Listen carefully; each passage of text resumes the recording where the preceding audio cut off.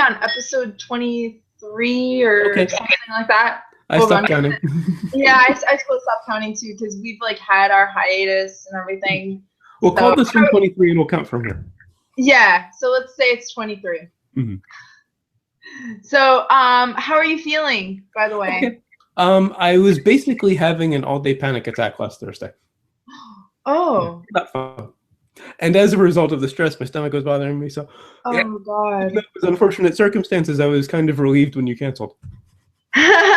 Yeah, I like I said, I've been having some issues myself. I was feeling a little under the weather, and then I've had some family issues. So I'm happy we're able to finally resume our Welcome to NHK and know what happened next. And 3 of the most interesting episodes I've seen so far. Right. I really wanted to know what you thought about this because I thought like from here on it goes into these like crazy arcs that are really, really interesting and really unique. I haven't seen another show that really does something like this.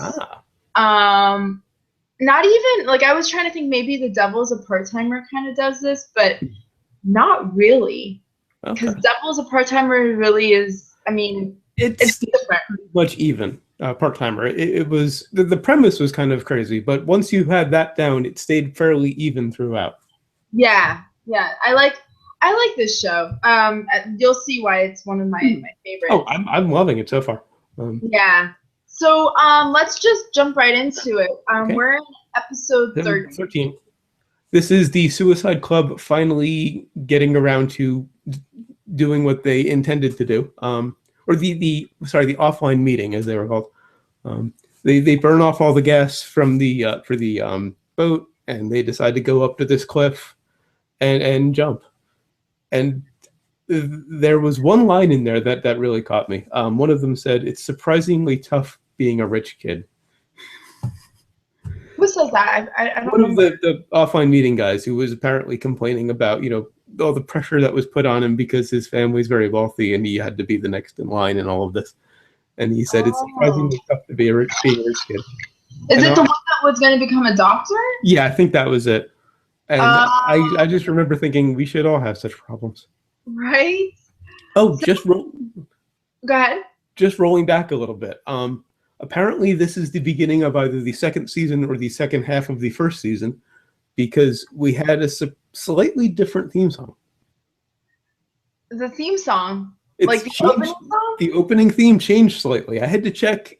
I had to AB the previous episode in this one. There's a horn part in the intro that they took out for this season. Oh, I didn't even think about that. I'm a musician, so I catch this sort of thing. The ending changes. The ending. Oh yeah, I really was sad because I missed the end. Love the original ED. Yeah. The original ED. So I was bummed when that changed. But why did they change it to like this sappy? Yeah. I'm not a big fan of it, but it's okay. But I thought it was odd that the opening theme just changed that one little bit. It was just like a different mix of the original theme. It was right. But yeah, I didn't notice that at all. Interesting. So sorry, I had to turn my volume up because I feel like I'm not hearing you very well. So I can move up. I'm a little further away from the mic than usual. You said you're a little further from the mic? I've got a standalone mic instead of a headset now, so I have to be on top of it. I see. Okay, cool. So they go up to the cliff and they're going to jump after they burn off the gas and have their, last minute conversations. And Sato all the while is trying to talk them out of it because, he didn't intend to try to commit suicide. So for me, I want to kind of go back a little bit to open up the scene for episode 13. Sato is sitting there and he's being this like really positive force to these people. And he's going along with this idea of everybody killing themselves. And I don't think once he realizes what's going to happen, he's like, oh shit, like I'm actually with a bunch of suicide people, so and they're going to kill themselves, and I don't want to kill myself. Well, that was kind of the cliffhanger of 12. Yeah, exactly. And I love what he says. He says, I don't want to die with these losers. Like, and it's so funny because you know, he's the one who's the hikikomori. He's the one that has like all these blurs between reality and the virtual world. And for him to go and say like he doesn't want to die with you is pretty funny. And we get a taste of that in or kind of the reverse of that line in 15. Yes, yeah. So so Sato is, you know, trying to kind of stall this situation. He's like, let's start a fire, let's do this, let's do that, you know. And then they're all like kind of resolved, like this is what's gonna happen. They're gonna go off and they're going to kill themselves. That's it. And he's like trying to figure out ways to kind of stop that from necessarily happening. And in the meantime, Jogasaki, which is Hitomi's boyfriend, and Yamazaki and Misaki are all on their way to this island because they're on a boat. They take the speedboat and they're racing to the island. It was straight out of like a 70s action series. Yes, I love, and I was, one thing that I really noticed, what I really, really like, is that Jogasaki has like everything under control, like the whole time.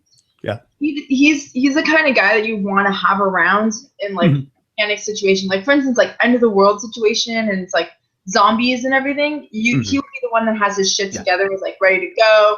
I've got the resources. I figured out where we're gonna go. I feel like he's a cool, calm, collected, level-headed guy, which I really liked. Which also explains why he's such a match for Hitomi. Because she's the opposite end of the spectrum. And so Jogasaki has like everything together. He's got the boat. He knows where they're gonna go. You know, Yamazaki is like, oh, don't we need to get a boat out there? Jogasaki's like, already on it, already on this, already on that, you know? And I love that Yamazaki in this instance confronts Misaki and he's like, hey, you know, you've been kind of fucking with Sato like the whole time. And it's kind of your fault that he wants to kill himself. Just so you know, like you need to own up to some of your bullshit. Like because you need to own it. By either 11 or 12, they found out where her house was and how she's effectively been stalking him.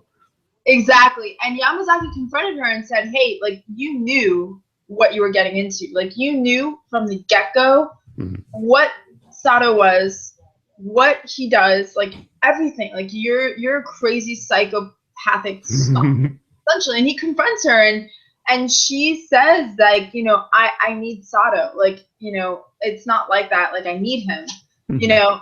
But as this episode goes on, I don't think she really understands how to kind of communicate that. Well, she finally does at the end. Right, and the way she communicates it is pretty fucked up. Like I loved it. These two, 13 and 14, for me, were a complete emotional roller coaster for completely opposite reasons. I love 14. I hated 14. Huh? There was one particular part of 14 I wanted to almost like punch my monitor. Yes? There was one speech that really pissed me off, but we'll get to that later. We'll get to 14 when we get to it. Oh, wow. Oh, I can't wait to hear this. Okay. By the way, I really miss you. Likewise. Like, I want to know that. Yeah, likewise. So, okay. So basically, Hitomi is starting to go off about the whole conspiracy thing. Like, she's saying how it's all a conspiracy, right, Sato? Like, you know, this is the only way to end the conspiracy is to do something outside of the box of the conspiracy. And he goes to her, he's like, what kind of logic is that? And I thought it was hilarious because in the beginning of the show, he's the conspiracy theorist. Sato is the one who's kind of saying the same thing that Hitomi was saying. So, you know, it's like he's looking at it from the outside perspective, looking at it going like, I don't really think I follow that anymore, or that really makes sense for me. Wait, can't hear you. Oops, I have a mute button. I didn't quite hit it hard enough. These few episodes with the offline meeting, I'm sure it was designed this way, really are they seem like they were intended to show that Sato isn't as bad as you think he is. Yeah, I think it also, I think it's two-part. I actually think maybe it's that, or I was thinking that maybe it shows that Sato has some sort of positive Well, yeah. progress Mhm. in himself, you know. But at the end of this episode, we see that Sato's progress, he kind of takes like a huge regression, in my opinion. Oh, this episode? Yeah. Oh, okay. This episode and the next episode. Huh. Like they kind of destroy whatever progress he's been making. And I actually contribute that directly to Misaki Ah, interesting. and what she said to him. Because okay, so let's move forward. So they go up to the cliff and they're about to jump. And they're going to go jump. And Sato keeps trying to make up excuses and prolong things and try to get out of it. And suddenly one of them is about to jump and decides, I can't do it. And just as he chickens out, the boat comes up.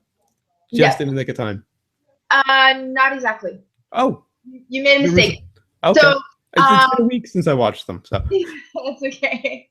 So basically what happened here is they're talking about how they enjoyed their last day, and the owner of the island is saying, you know, I'm glad that I was able to be here with you guys, and you know, you made me remember, you know, what happiness is like on my last day, etc., etc. And Sato's like, yes. oh, you know, I'm glad that I was able to do that for you. And Sato's sitting going like, wait, what am I talking about? You know, like he's like trying to figure out like, how am I going to get out of this?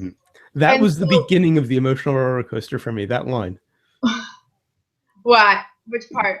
You made me remember what happiness is like on my last day. That killed me. Yeah, I mean, you know, if you've ever had, you know, thoughts of suicide. Well, I have issues with depression, so that's why. Right, exactly. Like this totally hits close to home for, I think, for me personally, it also hits close to home as well, because the idea that you deserve to be happy, or that you deserve to have like a good feeling, you know, it's tough for, you know, situations. Yeah.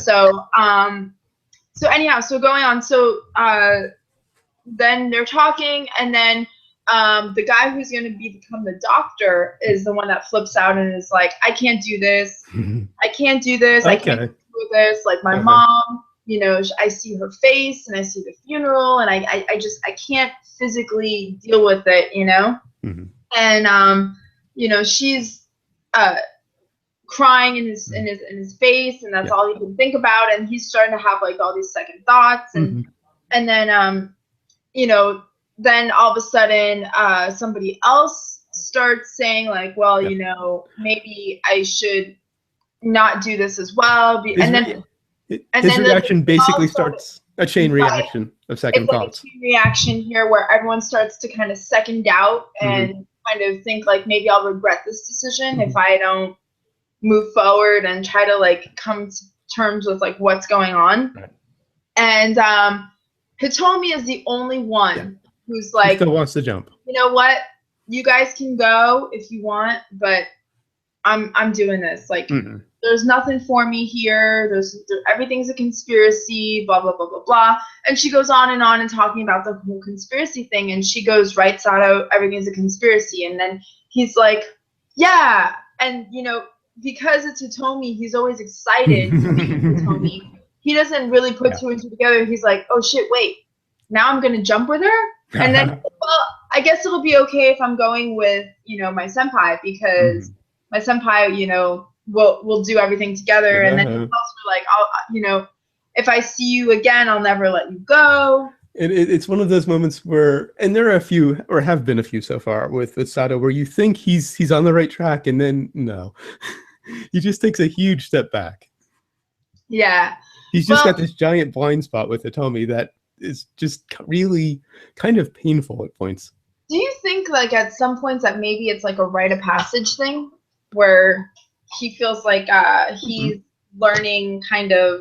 Oh yeah. It's a lesson we all. It's an emotional growing. Confront at one point or another. Right. Exactly. So you know, he's like, well, Hitomi, if you're gonna jump then, and she's like, yeah, you're gonna jump with me, right, Sato? And he's like, okay, fine, I'll jump with you. And then he's thinking like, oh God, is this it? Like, am I really gonna do this right now? but then he kind of stops questioning it. Now I remember everything I skipped over, right? And he's like, you know what?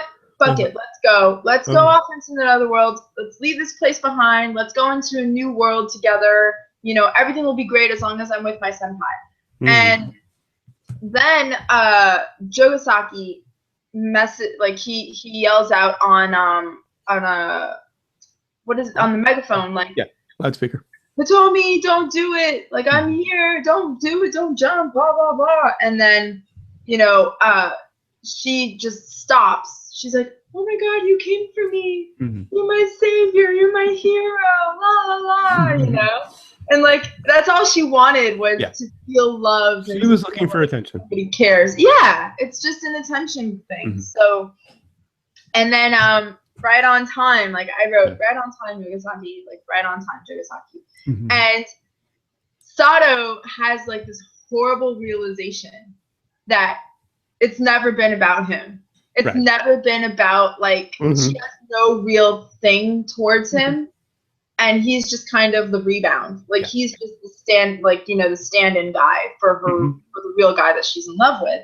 And then he's kind of like, all right, fuck it, I'm done. You know, I might as well go and die because nobody gives a shit about me. Nobody cares. There was a proposal in there as well, if I recall correctly. There was a proposal in there as well. Didn't? Yes. Because I loved the way Sato said, what? After the proposal. That was his moment of realization that she was kind of using him. Yeah, and he goes, I want to marry you. And she's like, those are the words I've been wanting to hear. Yeah. And then he's like, dude, really? He's like, I was sitting here thinking like, you know, and if you go back to the beginning of the episode, Yamazaki reads a letter that Tatsukiro or Sato wrote to him and was like, hey, you know, I'm going to go and enter a new chapter of my life with Hitomi. I'm sorry about the me not being at the convention, but listen, you know, when I come back, you probably won't even recognize me because this is like the new improved me. Right. You know? Thinking that like him and Hitomi are gonna go have a great time, and he's gonna come back like some new person, right?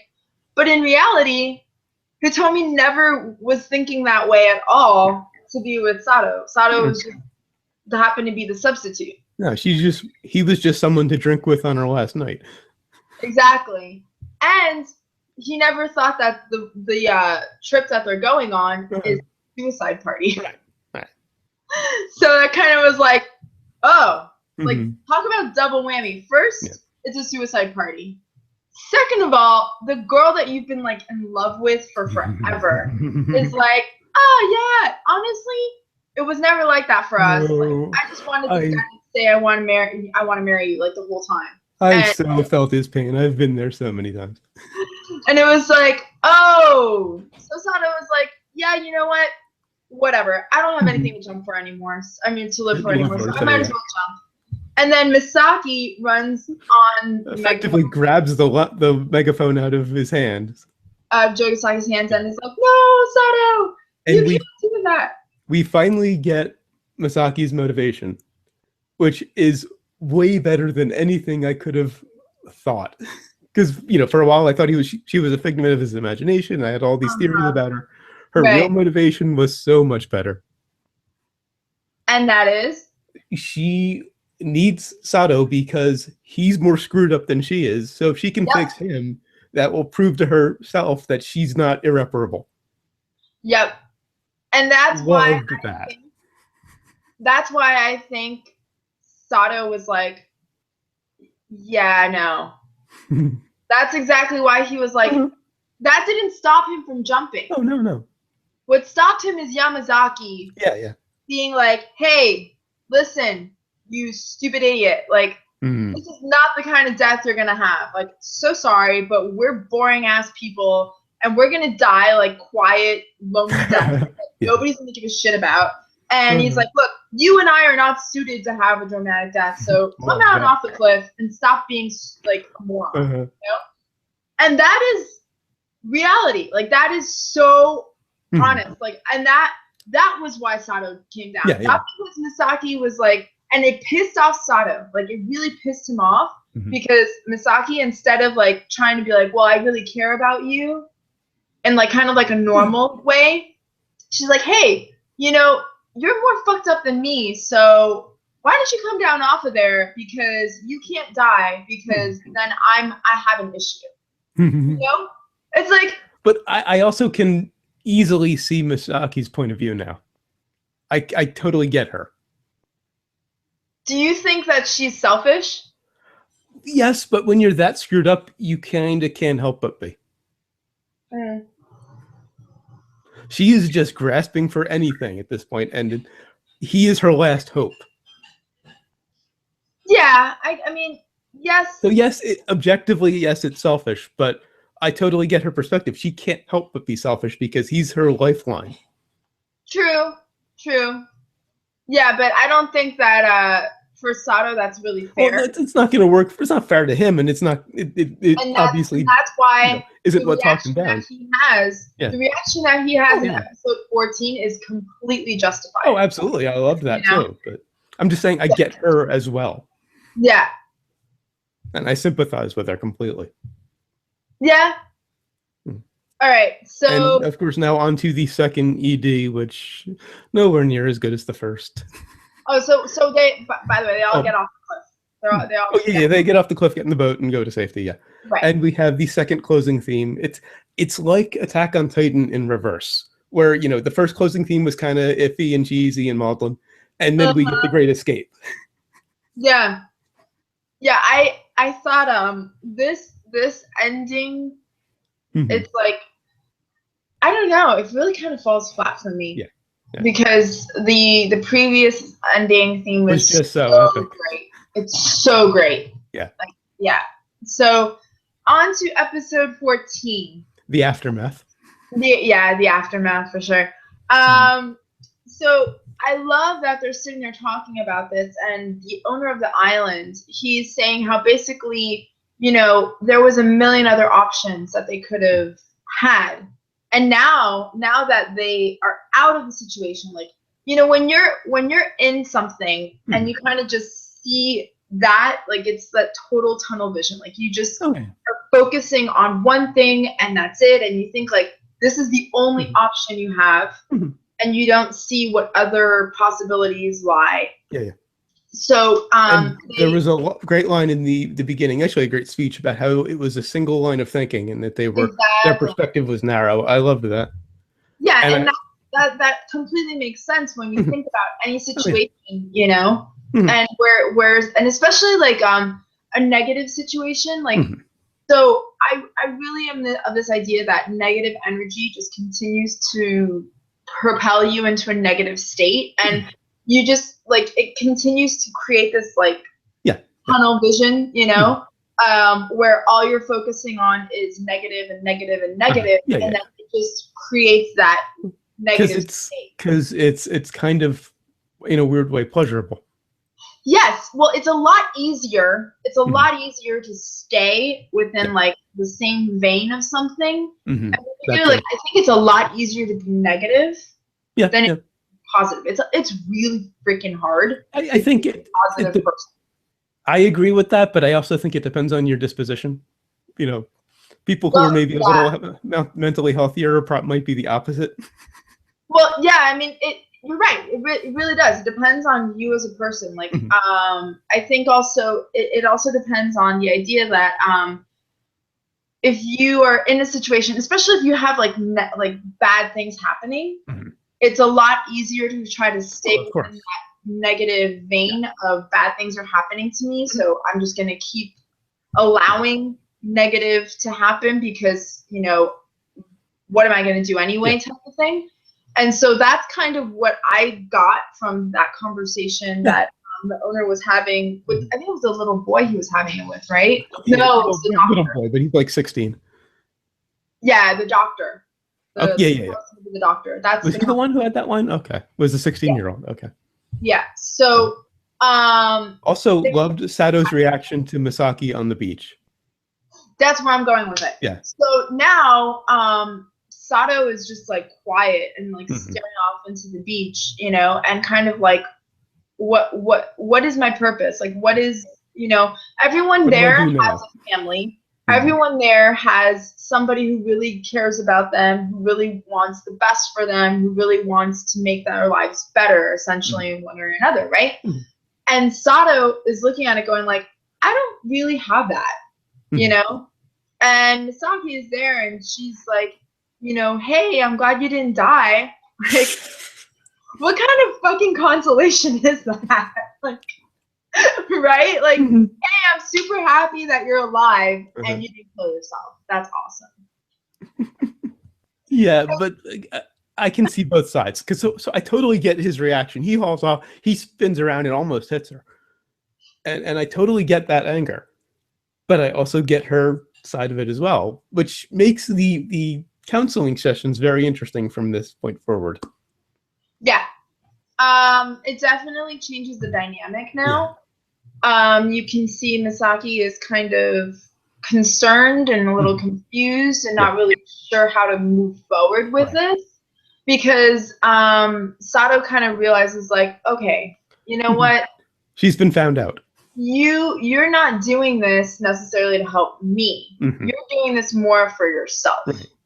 And that, especially if somebody who's like really in a deep, dark state, if you will, who's trying to come out of that, thinking that maybe there's somebody that actually cares about them. And then, and then having that bombshell thrown at him kind of destroys that problem. And speaking of things you don't want to say to somebody who's in that deep, dark state, we get to the, I don't know if he was a janitor or just the attendant at the sauna. I love that. I fucking hated that. I wanted to reach through the screen and strangle that motherfucker. Because you say that to somebody who is that depressed, it sounds like you're a piece of shit. Just go ahead and try again. Get it right this time and be less of an inconvenience. No, I actually totally didn't think of it that way. That's exactly what I heard. When he was going on about that, what he's trying to say is like, hey, first of all, he was speaking from a place where he's speaking of an experiential place. It's not even a vicarious place. He was speaking from, hey, I've been you kind of place, which I thought was really interesting because it was very enlightening for somebody to kind of bring out that way. And I like the fact that he was trying to say, listen, if that would have happened, these are the consequences. You wouldn't have just affected your families. You wouldn't have just affected the people who are in this town. You would have affected like so much more. And what I liked about that is trying to show like how every action and every decision you make is going to have some sort of consequence. It's going to have some sort of fallout from it. And that was really where he was going with it, was trying to say like, hey, listen, you know, appreciate the life that you have, you know? He was factually correct, but that was not the time. Yeah, I could see what you're saying with that, you know? Because that, again, to me, that just says, go try again, get it right, and don't be such an inconvenience. I think, again, it's all interpretation. I think maybe for you, that was the interpretation you felt. For me, it was more like, hey, you guys should appreciate the life you have and recognize that it wouldn't just hurt people that know you, but it would hurt people that are innocent bystanders who have nothing to do with the situation, you know? But in that state, you don't give a shit about any of that. Well, you know, they kind of didn't take it that way because they were like, maybe there's also, maybe it's also the Japanese mindset is a factor here as well, because it's very collectivist. Right. Yeah. So that would be more of an argument I could see for that. In that culture, it's a better argument.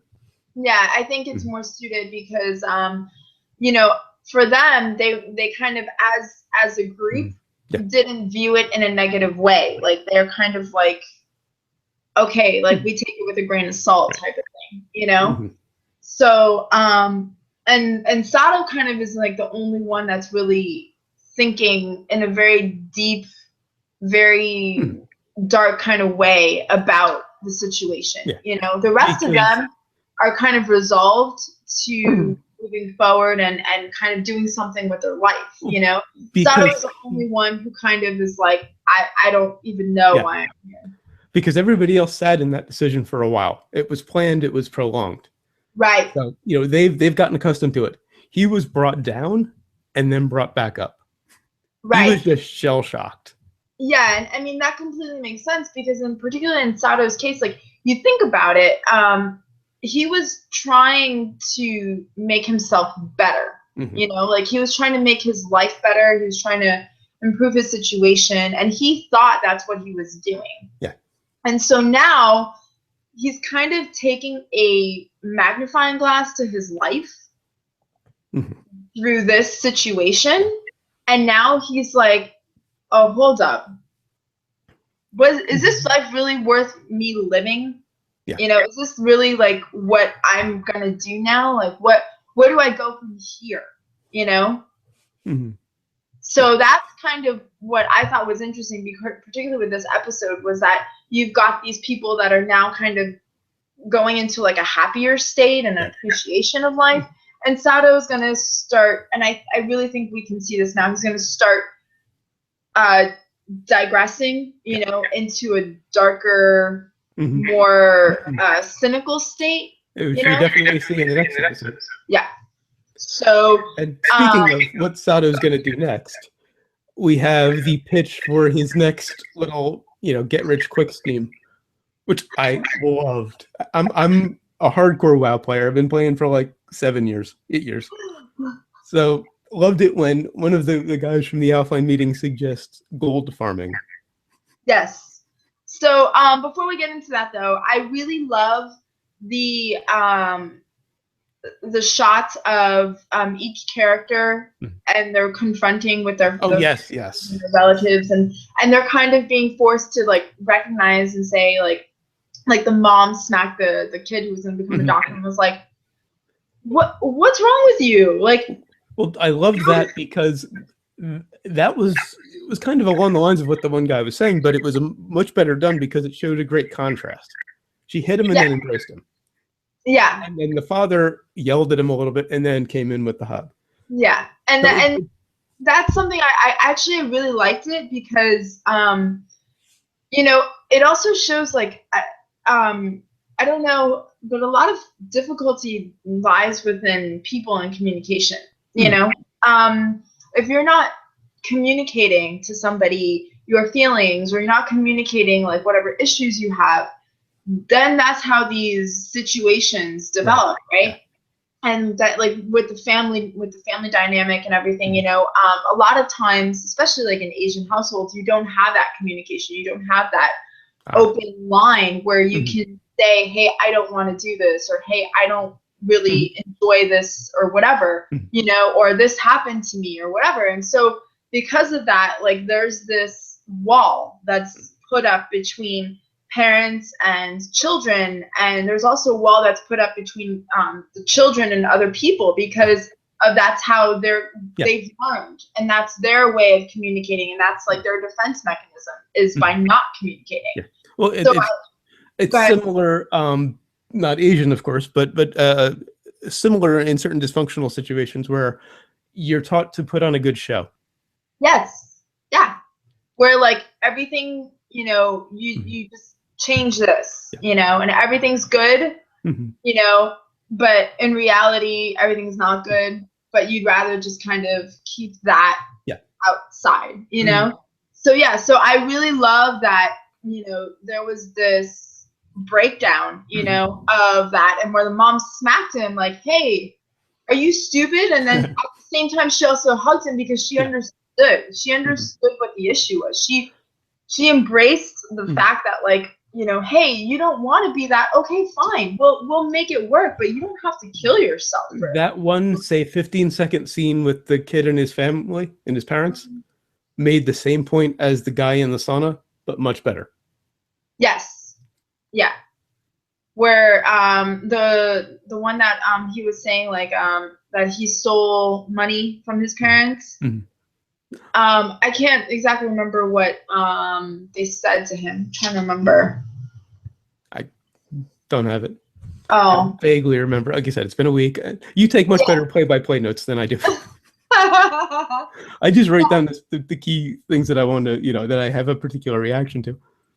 Yeah, basically I remember that the owner of the island walked up and was like, "Hey, like your son, it was my fault, and the kid was saying like basically like how he needed to stand up for himself. Ah, okay. That's what it was. Like I Uh-huh. remember he was like, I really need to stand up for myself and Mhm. and not rely on other people to make decisions for me. Mhm. Something to that Yeah. effect.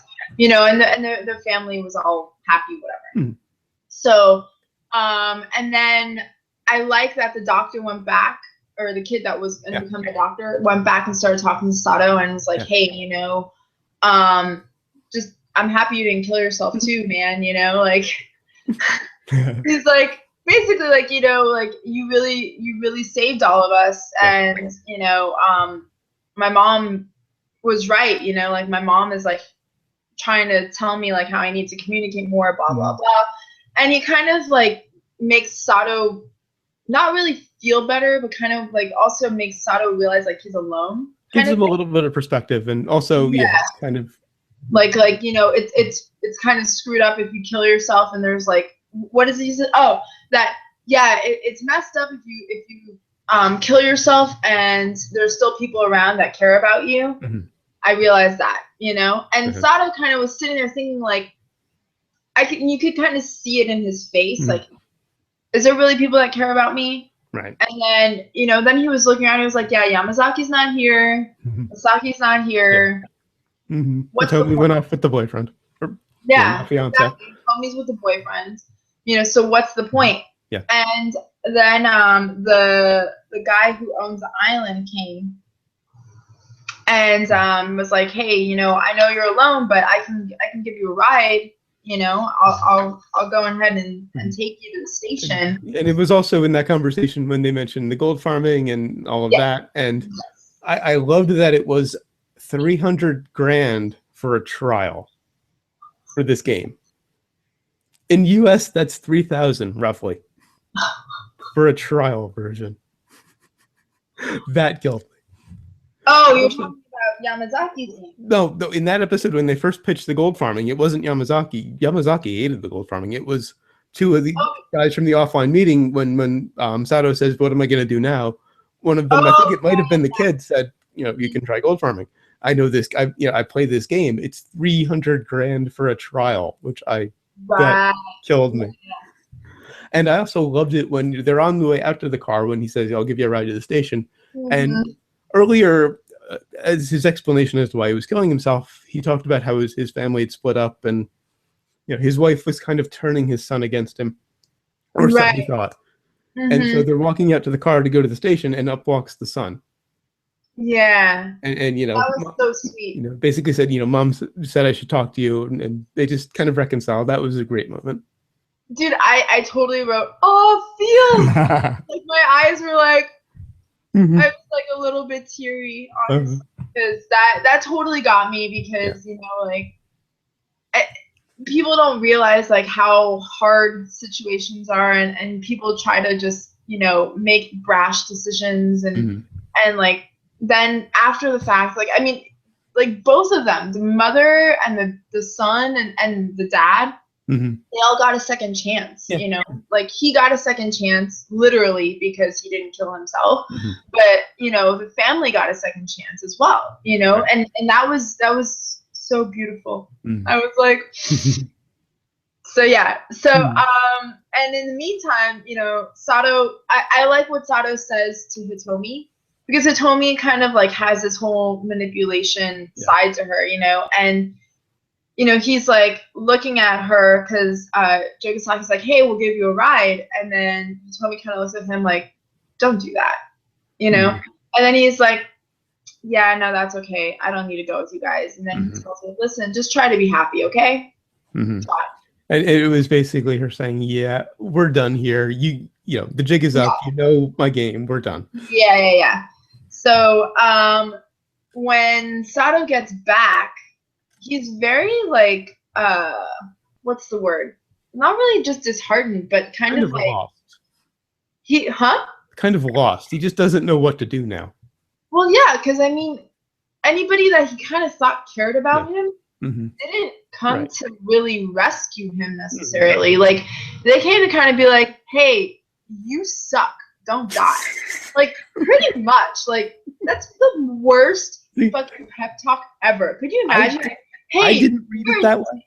and you suck, and you're like a waste of human flesh and blood and useless.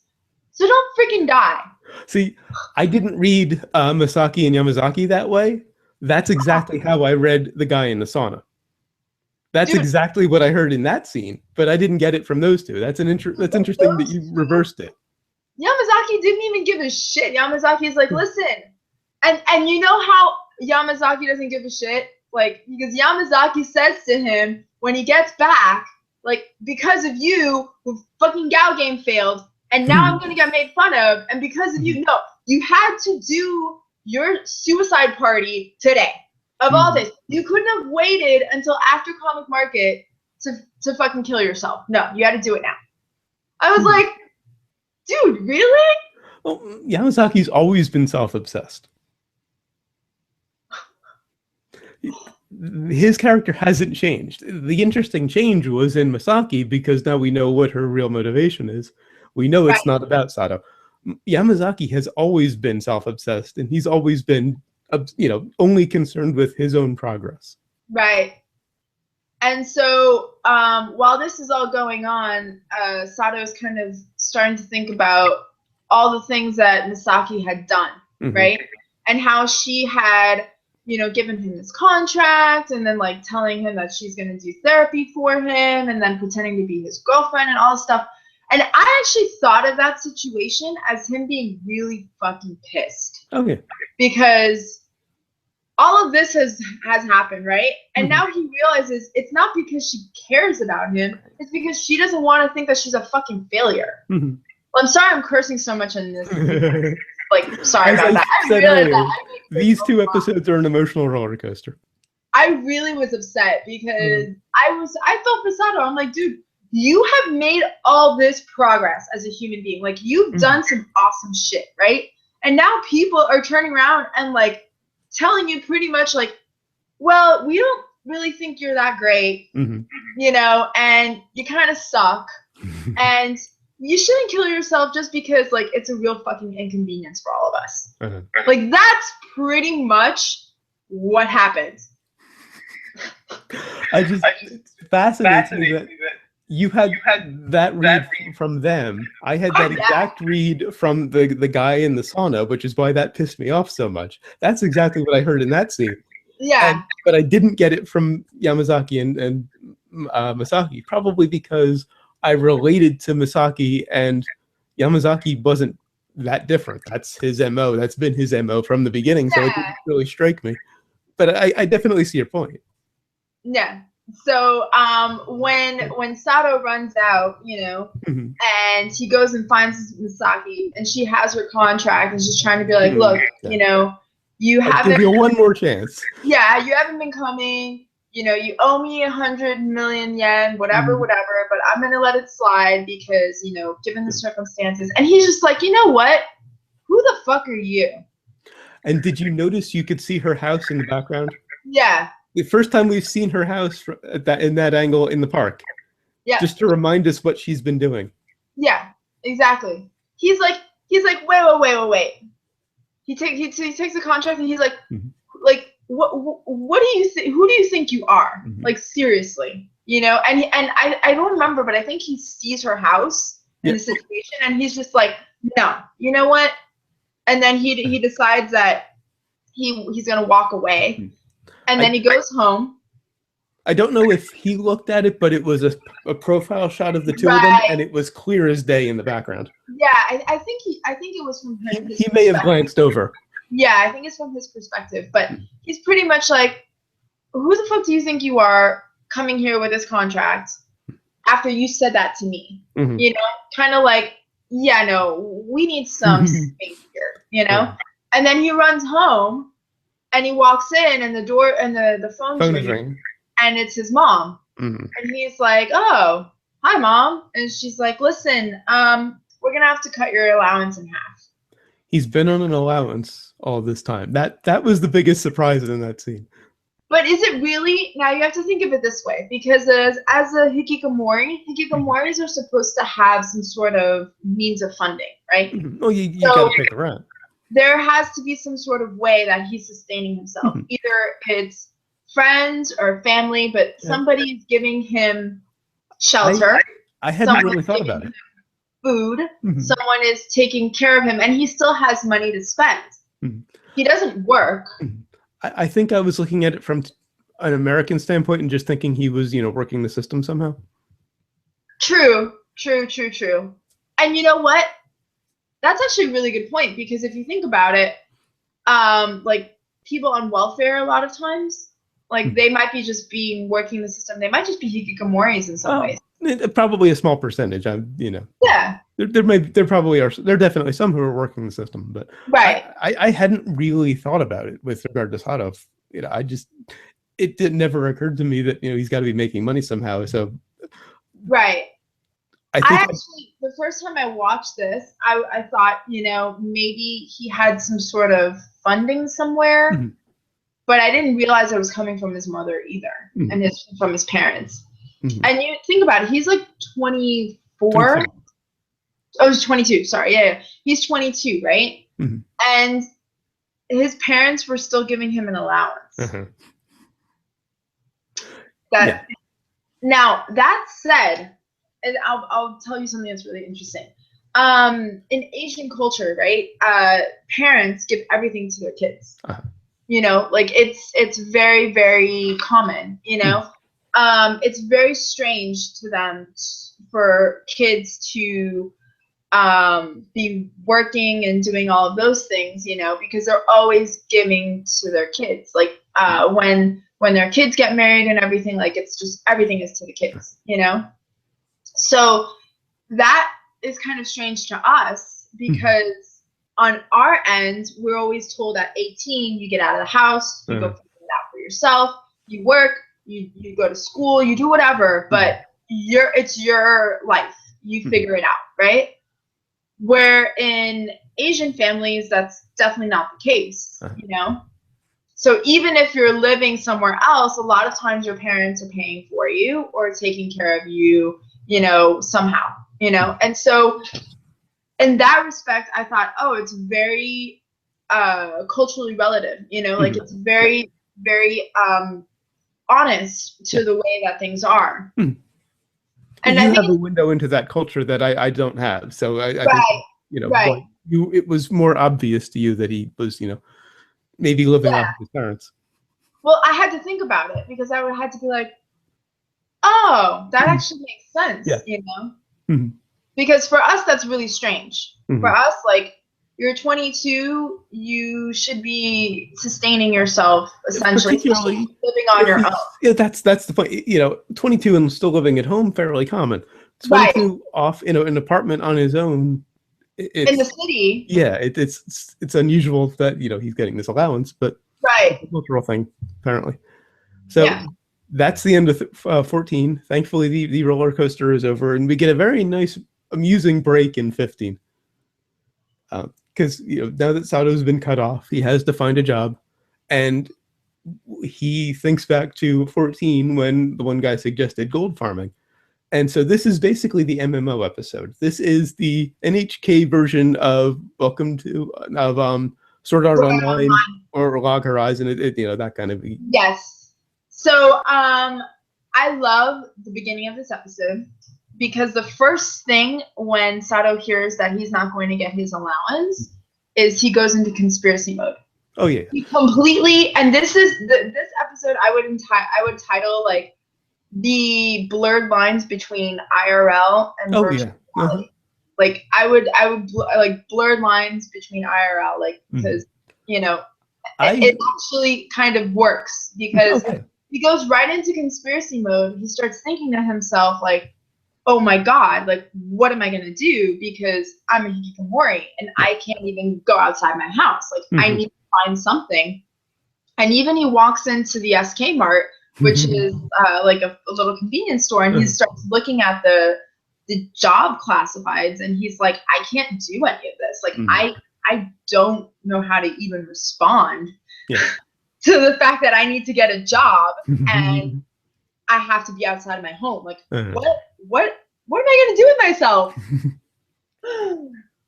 So he picks up this game, Ultimate Fantasy, if I recall correctly. Yes. So, by the way, going back a little bit, did you catch like what his father said? No. When they were having, so there's when Sato's having a conversation with his mother on the phone, and she tells him, "Listen, you know, you're gonna have to work too because your father got laid off, you know." And we can't, like, it's just not going to work. Like, I'm working extra jobs and I'm trying to make extra money, but, you know, you got to help out. Like, this is kind of ridiculous, right? And the father says, failure, failure, failure of a man, which I thought was really interesting because, you know, we never see the patriarch, you know? And a lot of times in anime, like, you know, there's, the father's always kind of like, what is my son doing, or what is my child doing, like that type of you know thing, and trying to instill that discipline and instill that sense of heart, of work ethic, you know. So the fact that his son doesn't have that is very, you know, frustrating for him, and he's just, you know, he's like, oh. You know, that's exactly how he feels about his kid. And you can see the mom is trying to kind of smooth it over in their relationship. Goes, oh, okay, well, I gotta go because, you know, your dad's out of the shower. Like, and throughout the whole show thus far, and we're like in episode 15, we haven't really heard anything of his father. Like, actually, no, this is actually the first time we've even heard about him. Right. Until now, I actually thought the mother was separated or something. Because she came to visit and the father wasn't with them, so that'd be a reasonable assumption. So the only thing that I can think is that the father rejects his life, his lifestyle, you know, and the father feels that, you know, essentially he's a mooch, you know, like he's not doing anything. So now Sato's having to face his reality that he's a hikikomori and he really has a problem. So he's going to fix it by investing in this game that means more time alone in his apartment. Yes, because he sees this ultimate fantasy as the means to the end for him to be able to work from home, essentially, make money, and never have to leave his house because he's a hikikomori and he can't do that.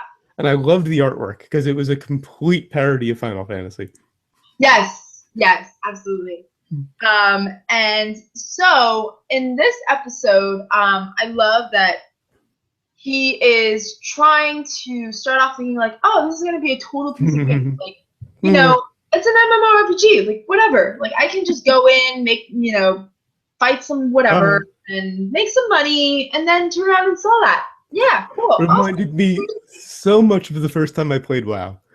Because you don't understand, and I was never that into role-playing games, you know, before this, so you don't think that, you know, just because something, you think if you can be confronted with something that you can possibly beat it. Not so much. So you get your ass handed to you repeatedly until you kind of get the hang of things. Well, this is to me that's really funny because up until now we haven't seen Sato play any sort of games. Other than Gal games, which are they're not really games. Yeah, they're not. They're visual novels. Right. I mean, and they're also made, you know, for a completely different purpose. You know, if you ever play any sort of first-person shooter game or, you know, anything like that, or any sort of like RPG period, you know, which that would, to me, would be like, okay, he has some sort of foundation or some sort of background going into this where he can say, okay, like I know what I'm getting into, right? For him to just open up the game and think like, it's gonna be like that, like I'll be able to make money. I just like, oh, Sato, no, this is just gonna be another Gal game episode, like straight up, like you have no idea what you're doing. And I thought it was interesting that they show him in the world. They don't show, a character. They actually show Sato as the character in the world, which is Now, what gave me the SAO Log Horizon kind of vibe. yes. And now for me, that's why I said that this episode is like a blurred lines between reality and fantasy. Like, at first, I thought it was kind of a VR game. I was looking for him to, take a headset off. Right. So when he enters the world, like, he's Sato, he's himself. Mm-hmm. Yeah. And he didn't change his, I like to think like he didn't change his avatar. Mm-hmm. I like to think that he the character almost exactly like himself. Mm-hmm. And he probably designed a character that looked just like him. I've done it plenty of times. And he didn't change his name. He used the same Mm-hmm. name. Yeah. Like, why would he even change it? What's Mm-hmm. his name, right? So, and that's funny because this is somebody who clearly cannot distinguish between the real world and fantasy. Yeah. And so, as we saw in the beginning of the episode, his illusions came out. And all of his like conspiracy, fantasy creatures came back. Mm-hmm. So he's in a very crazy kind of state. So for him going into this MMORPG world, like, he's going into it in a mindset that this is my life. This is what I need to do this, know?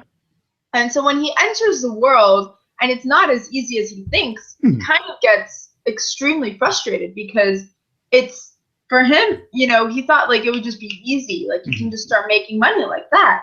And he realizes it's not that easy. And there was a suggestion in there that I have to take issue with. He basically says something along the lines of he needs a party because, nobody should ever solo these kind of games. I've been soloing for years. I like not having to deal with other people's schedules. You can solo perfectly well. Yamazaki's trying to tell him, because that was who said it. Yeah, Yamazaki. Right. I mean, let's be honest. Okay, so Sato is not the type of person. He's not a self-confident individual. No, not at all. And he doesn't have the kind of persistence necessary to solo it. Yeah, you're right. To pull off solo expeditions. Right. First of all. Second of all, Yamazaki, Sato goes to Yamazaki and asks for help because he doesn't understand. He's like, how do these games work? Like, I don't get it. I keep fighting and fighting and I keep dying. Like, what am I doing wrong? And I love that Yamazaki just hates MMOs because there are so many people. There are a lot of people out there who just despise that kind of game. And yeah, he's like, okay, if you must do it, you have to solo. You have to get a group together. Right. And Yamazaki clearly kind of just is going along for the ride essentially with this one. Yeah. And I think, I thought to myself, poor Yamazaki, he still thinks that Sato's going to build this Gal game with him. Well, I think Yamazaki's still is like disillusioned with this idea that Sato is actually going to do it. And I think Yamazaki's basically was just thinking, let him get this out of his system. He'll fail. Like everything else, he'll try it once or twice. He'll fail. He'll give up. He'll move on. Right. And so, I think this was before he found his the party, started putting the party together effectively. He starts Operation Start Small. Yes. Where so these adorable little. You remember why? Okay, Misaki. He's trying to level up. Sato goes to his sessions with Misaki, and he's like, you know what?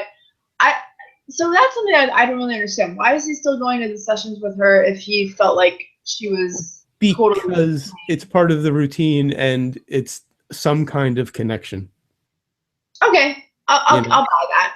So he goes to the counseling session with Misaki, and she tells him, how they start talking about people that, do nothing, and they're always waiting for life to continue or whatever, and it just continues to pass them by, but they're always disenfranchised with this illusions of grandeur. I'm sorry, not disenfranchised, disillusioned with the idea of illusions of grandeur. Yeah. Like they're going to find one thing, and it's going to be really easy, and they're just going to be super successful, and it's going to be awesome. The people who do the least have the biggest illusions of grandeur, I think she said, right. Or something along those lines. Yes. So that's what Misaki is talking about, and Mhm.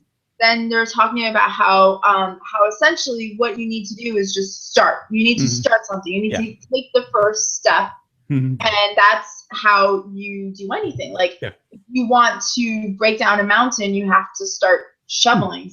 somewhere, you know? Uh-huh. And so Sato like has like this light bulb moment where he's like, oh, that's what I gotta do. That's how I have to break this. So Yeah. and then he decides that he's gonna do Operation Start Small.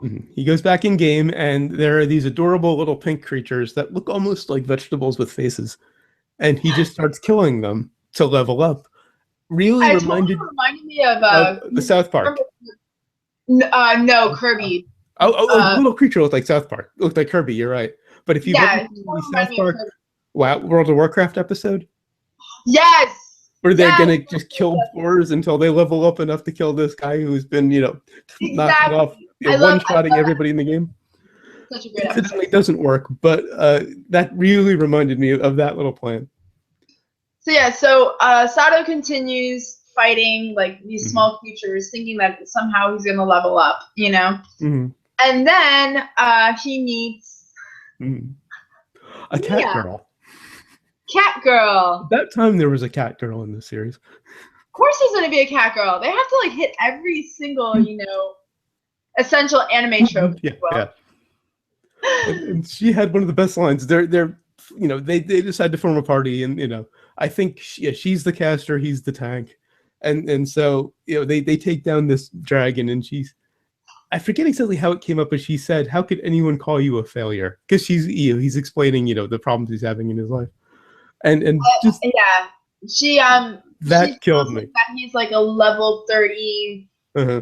mage Uh-huh. master sword or something. I can't remember exactly the Yeah. words, but yeah, she's telling him like, oh, you're not a failure, you're wonderful, you're amazing, you're the best, la la la. And he's just like, oh, feed me more, feed my ego, I like it, I feel so good.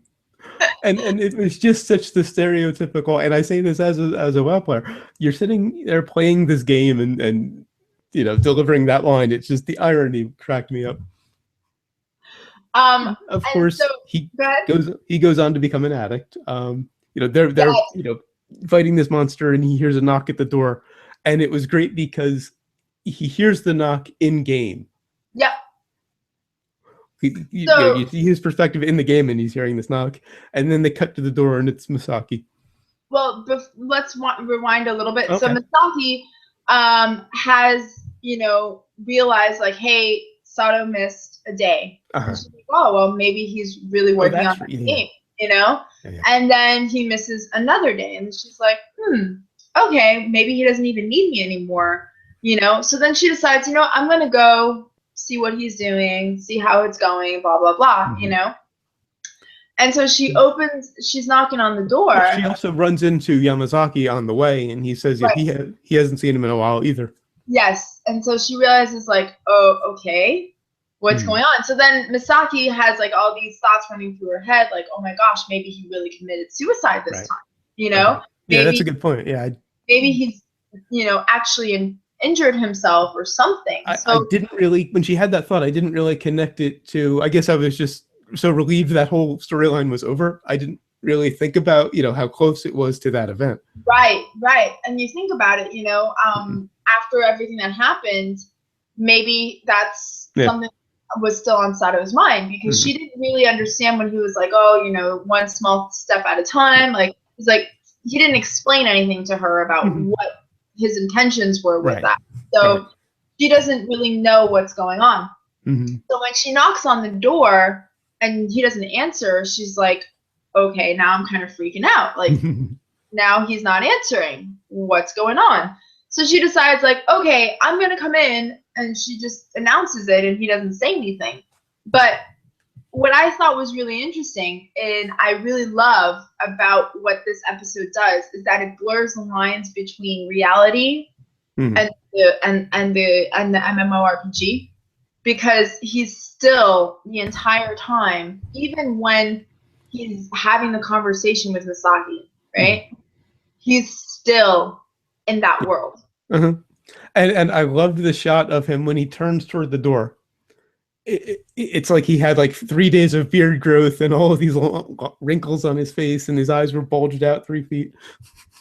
Yeah, and she realizes like, oh shit, he's even worse. Yeah. So Mm-hmm. that was pretty good. Episode Okay. 13 through 15. Do you have anything else? I checked out the first episode of Gate on your recommendation. Yeah, how did you like it? It was okay. A little too cliche and comedic for my taste. I love the concept. I would just like to see them play it a little more seriously. I haven't watched past I think episode 3 with Okay. Game, so I have some ways to go. It does start to get a little more interesting because they have that cross between the dimension world and the real world. And and I love it because there's politics on both sides. I think it's just the main character is a little too comedic for me. You mean The lieutenant who was there when the Gate first showed up, and so yeah. So becomes the hero. Yeah, I think his character is kind of okay. He kind of annoyed me, so I didn't go past the first one. Yeah, I think I want to see more so what happens with the rest of the show, because I like to see like the development between the show. So, but I haven't continued it since then. Also, just checked out the first episode of Prison School. Prison School. Very interesting.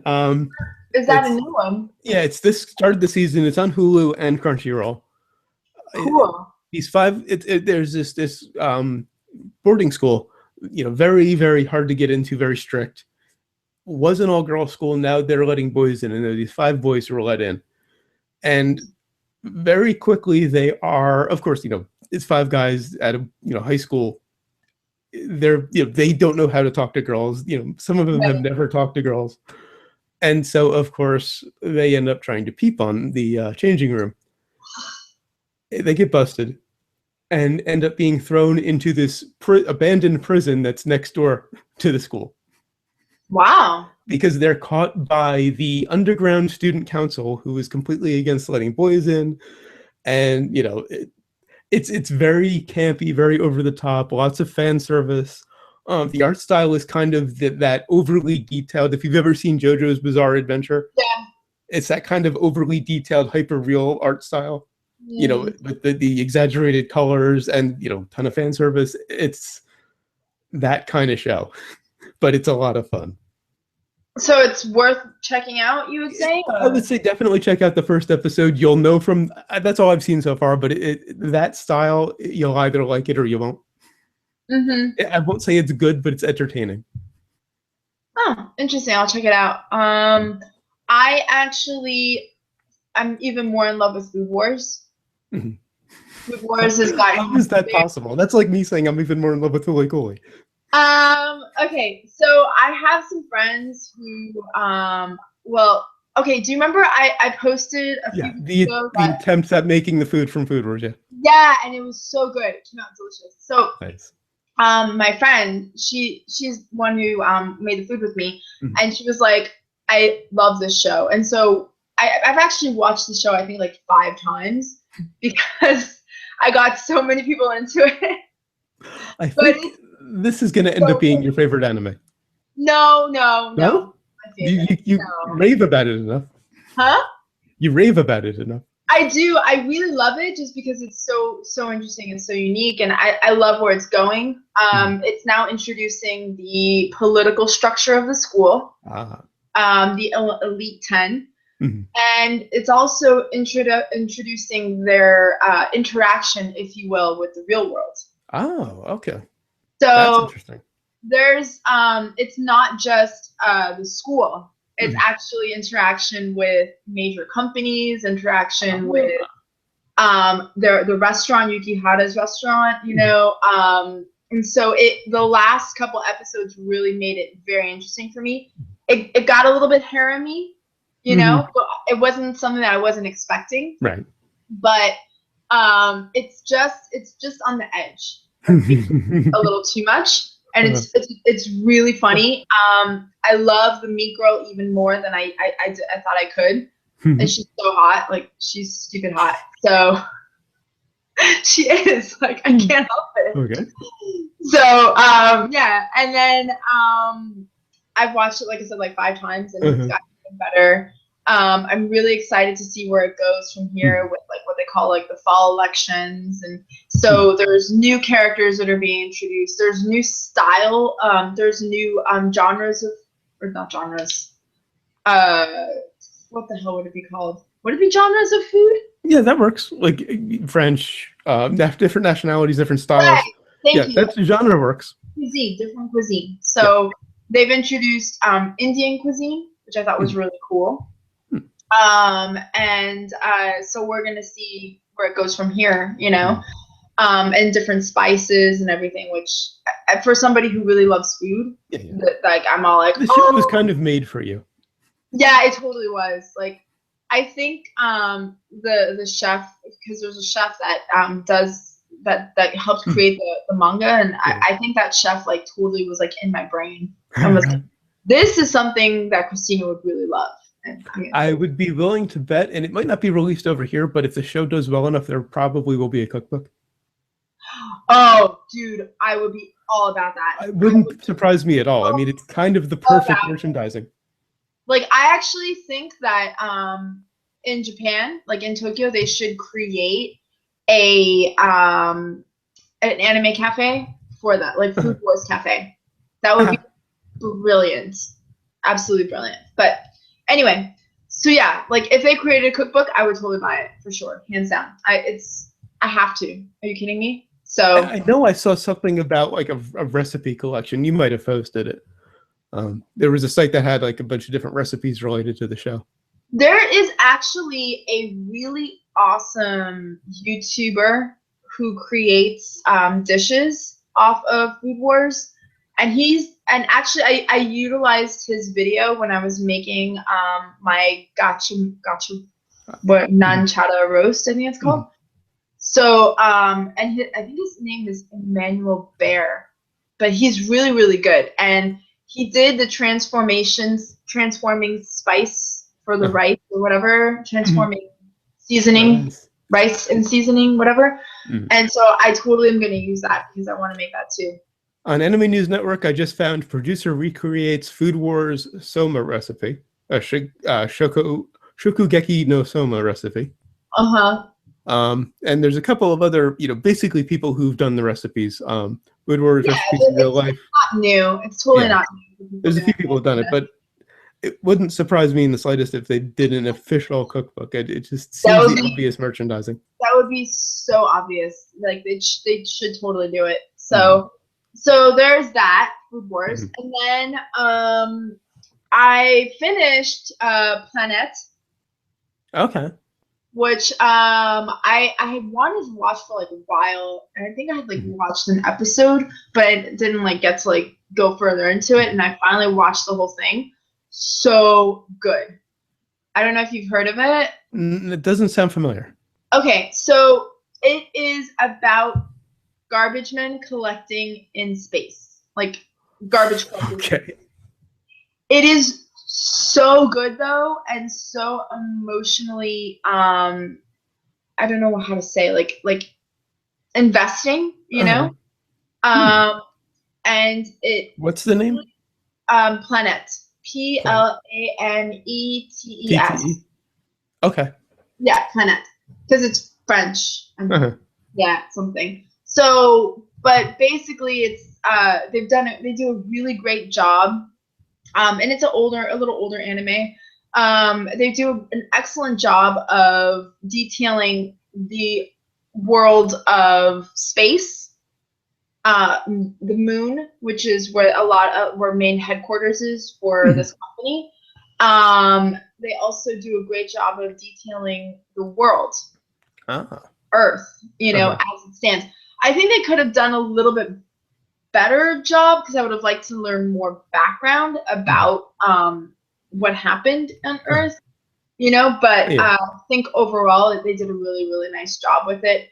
It centers around the like 3 or 4 main characters, I want to say. It centers around 2 main characters. but the company, it's like 4 people, and they're the ones that are the garbage collectors, and it's like their story essentially, and it's one particular guy's story inside the group, you know. I just did an image search. I love the art style. It is so fantastic. I totally cried like a child. Yeah, me and my other half, we watched it and we cried like a few of the episodes. I love anime that does that to me. Like I have no issues with saying that I really, you know, an anime that really grabs me and makes me feel like Shinsekai Iori totally did that for me, you know. And Steins Gate's another one. So that's one I'm waiting on that one until we cover it, but I'm really looking forward to Steins Gate. Yeah. So that's like a kind of I finished that one. It ends great. You know, I didn't feel like they kind of skimped on the ending or anything like that. Like they did a great job with it. Really, really, really nice job. And also there's this before me. Yes, I know. I saw the pictures that you posted. Dude, the artist Satoshi Kon got it as a birthday present for myself back in February, but it was a pre-order, so it finally came this week. Oh man, there are shots from Dream Machine. I still haven't seen Dream Machine. It isn't out yet. It's the one he was working on when he passed away. That the founder of Madhouse is finishing for him. Oh, that's right. We had this discussion. Yeah, because I remember I was saying Dream Machine. I was like, I haven't seen that. Yeah, I know. Because that's why. That makes total sense. There's shots from his manga, which I still have to pick up one of these days, one of his mangas. Or, you know, a few of them. Yeah. I've become, and I have you to thank for it, because I had seen Tokyo Godfathers, but you turned me on to Paranoia Agent. And that was when I completely became a fanatic for Satoshi Kon. Dude, we should totally do Paranoia Agent. I think. Oh, I had mentioned that last time. It's the perfect companion to NHK. Yeah. I think it's a perfect companion. I think, as well, we're still a ways before we finish up NHK, but yeah. Yeah, we're about halfway through. We're just past halfway. Yeah, so we'll put that up, you know, on a vote next. It was the offline meeting and the Suicide Club from Paranoia Agent just kind of parallel perfectly. And that's what made me think of it. For me, it's the creatures. Oh, okay. Creatures really parallel nicely with Paranoia Agent. And the continuous thread, if you will, of conspiracy theory. Oh yeah. That is the perfect relation. When we talked about this last time, you suggested I post a clip of the Suicide Club. I went with the basic trailer because I found a clip of the Suicide Club, but out of context, that is just too disturbing. It totally is, though. It's disturbing in the episode, but I think it's episode 8, and by the time you get to it, you have enough of a feel for what the show does. Right. It doesn't throw you that much. Yeah. Being it without those previous episodes, without knowing the show, it's just too twisted. I couldn't put it up.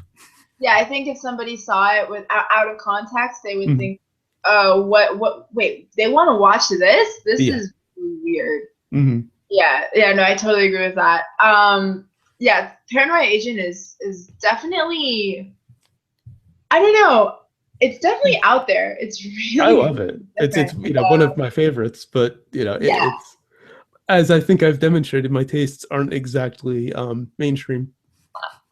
No, but it's a good one. I think more Satoshi Kon is not a bad idea. Yeah, of course. Eventually I'd like to cover it all. Have you been watching anything else? That's it for now. I've been dealing with computer issues still. It's only been like a month since my laptop died, so I'm still doing damage control and a lot of that. And so I had a lot of time. I've been watching Black Lagoon again. And that's another one that I think particularly I think Jeremy would really like. It's a shoot 'em up. Is that it's kind of a group of bounty hunters kind of a thing?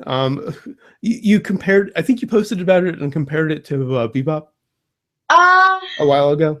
I don't know if I really want to say it's like Bebop. It's really, in some ways, actually, no, I can see that in some ways, Black Lagoon has that Bebop nature to it.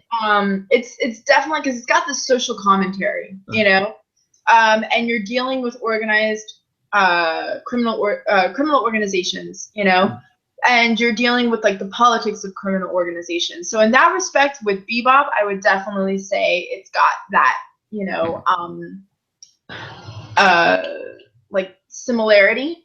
But the characters are so I don't know, maybe I think maybe Revy could be kind of like Spike in some ways. Because I saw a clip. Super duper badass, like badass. They're not, from what I've seen of clips, because I looked into it after you first posted about it. They're much more anti-heroes than the crew of the Bebop are.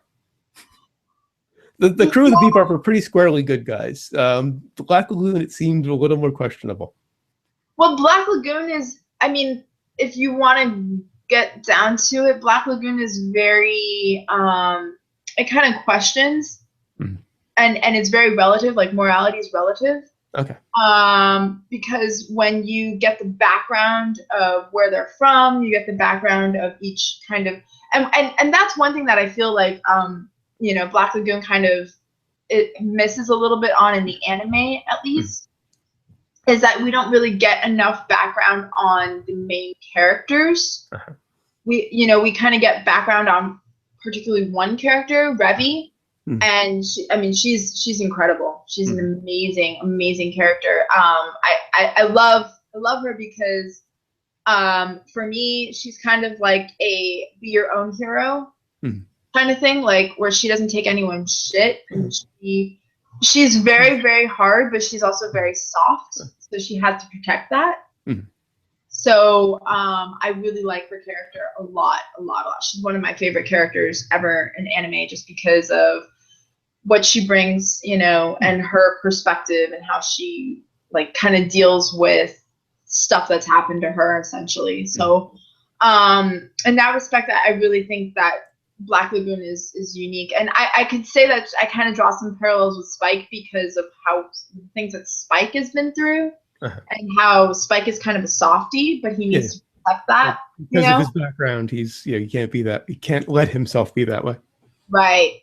So in that respect, I said I would say kind of it has some similarities.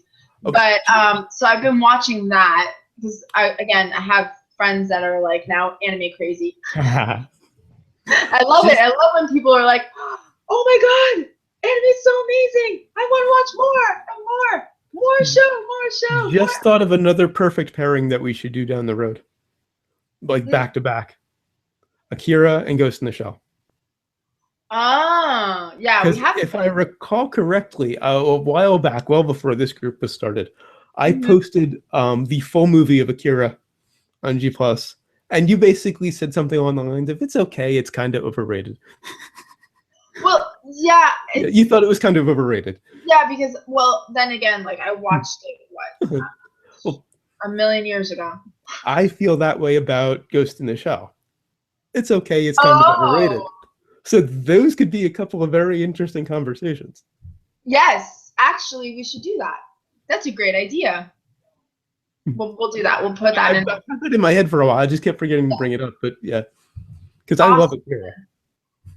Yeah, I know we've had this discussion before that you really love Akira, and I'm kind of like, you know. And from what I don't know if you've talked about it directly. I think you've mentioned Ghost in the Shell. I know you really, really like Ghost in the Shell. Yeah, I do. It's been a while, but I remember thinking it was okay, but it's. I think for me probably is because also like it was my first intro to the anime world along with Bebop. So Akira was one of mine. So you know, like for me, like going into that and kind of being like, I've never seen anything like this before, and now I got introduced. I mean, the art style is incredible. The story, the idea that you are a robot essentially, and you have like thought and everything. I mean, it's such a foundation for so much sci-fi. Yeah. That I made that connection to Ghost in the Shell. Now, granted, since then I've seen of course, a ton more anime, but I always come same back here. to something. Huh? For the longest time, Akira was like 4 or 5 on my list, and then I discovered Satoshi Kon and Time of Eve and a few other things, and it kind of slipped down a little bit. Yeah, well, still love it, but I know there's much better now. Yeah, and I think that's kind of like for me, and like honestly, I haven't seen Ghost in the Shell in such a long time that I would totally love to revisit it as well. Because I always remember that I love it and that it was fantastic and it really brought out like my love of anime essentially. But how does it stack up compared to what I've seen? How does it stack up compared to Time of Eve? How does it stack up compared to Shinseki Ayori? Yeah. How does it stack up compared to Plastic Memories even? And so those are the kind of things that I like to kind of make comparison to. And it's probably been 4 or 5 years since I've watched Akira in full, because the last time was probably when we reviewed it on Zombie Takeout, which I think was in our first year, which was 2009, 2010. So. Okay. So yeah, so I think it would be cool. It'd be interesting to see, What other thing was I going to tell you? Oh, I started watching this other anime. It's a very, very old anime. Infinity Rivius. Okay. Infinite Rivius, I think it's called. It's I thus far, and I've only watched like 5 episodes of it or 6 episodes, I want to say. It's very interesting. The premise is that there are these kids and they're learning how to operate like spaceships out or something. They're like in a test, and then like that the part of their exam is that they like live on this like spaceship, and so but there's like some rebel forces or something that came and wanted to destroy the ship. And so they killed off all the adults, and it's just the kids that are left. And they ended up having to make decisions, and essentially there's something called the Gadult, and it's like this. They call it the Sea of Gadult or something, but it's essentially it's like this force that is just like destroys everything if it goes into it, and so. They're getting pushed down into this Gadult force or divide or whatever, and they need to survive. So the kids are essentially having to become the adults. So it's a sci-fi version of Lord of the Flies. Yeah, it's definitely a sci-fi version of Lord of the Flies. It just like it got a little bit more interesting because now they've moved into this spaceship that's in the spaceship. Type of thing. Okay. So spaceship in a spaceship. Yeah, it's like Inception, but not.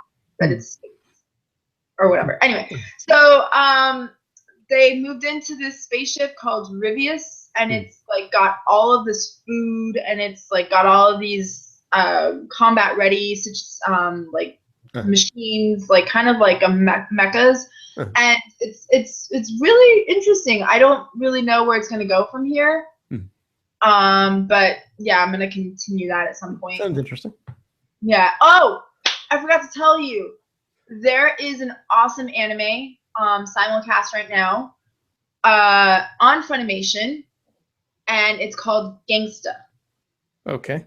I don't think I have a Funimation. Well, can you watch it for free on Funimation? Because I don't have the membership anymore. Is it current? It's current right now. Okay, so You probably can find it on whatchamacallit, Might be though. a Kiss anime. I'll check. Actually, I'll check Hulu. Hulu has a lot of the current stuff. Check Hulu as well. Arcada did a first reaction on it. I didn't see his first reaction. Okay, I'll check it. I'll check it out. I like it so far. I think What's it's the basic really, premise? really interesting. So you got these like cleaners, if you will, and they're called handyman or handymen, and they are cleaning up for the city, essentially like the different crime mobs or whatever, and they do all the like cleaners in that sense. Yeah, they're the killers essentially. And first episode, I've only watched 2 episodes so far, but I like it. I definitely want to keep watching. And there's I think 7 right now, or maybe more. I don't know. I think there's 7. So anyway, basically there are these cleaners. They come in, they do whatever. Like if this and the police all know about it. The police chief or the police detective, whatever, he tells them like where they're going, what job to do, type of thing. And they get phone calls. That's how they know where to do what they have to do. So the 2 guys, though, they are, I want to say they're military mercenaries. Okay. Because they have dog tags. And they're part of, I mean, the story is just getting started, right? So they're part of some sort of mercenary group or military mercenary group or rebel group because they have dog tags, and they call them tags. Like they're apparently a type of person that are throughout this city or throughout wherever they are, right? And one of them is deaf. Interesting. Yeah. And they save like this prostitute girl. I'm just gonna go off to like the first episode. They save this prostitute girl, and she ends up like joining them to like answer phone calls or whatever. So, but there's like a whole world to this. I mean, the city, there's various factions of mafia families or bosses or whatever. And then you've also got like the second episode introduced yet another element, which I think is really interesting. And you know, there's a lot more to it than just like a shoot 'em up type of thing. Okay. So it could be very interesting. You know, like I said, I like that the characters are all adults. Yeah, that is a nice change of pace. So I also like that the characters are intelligent. They're not like kind of stupid or like they're not comedic for the sake of being comedic. You know, they're more serious. The music is awesome. I love the musical choice for action scenes and everything. The music is very fitting. It's definitely more of a grown-up anime. We'll have to look for that one. Just thought of the perfect way to explain kind of the story and the tone of Prison School, the anime I mentioned earlier. Cross JoJo's and Porky's. Are you serious? That's kind of what it is.